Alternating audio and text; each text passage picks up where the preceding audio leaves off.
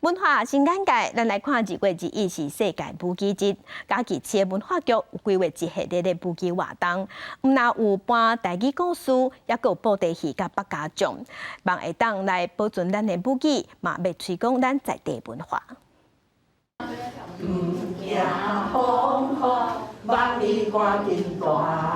活动推广协会的老师伫台顶带大人囡仔做伙唱歌，而且佫搬去演出绘本的故事，希望囡仔会当听故事学母语。就让他多听故事啊，然后也增加母语的学习。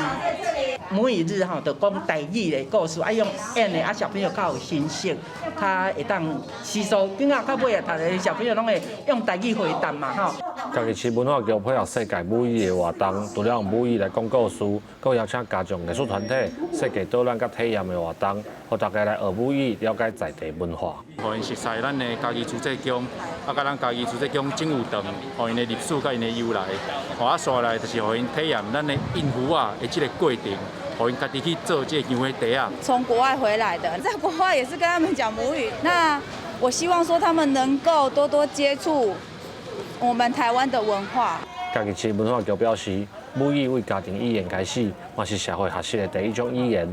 希望透过在地文化甲艺术活动，保存甲活化母语。记者林慧婷，嘉义报道。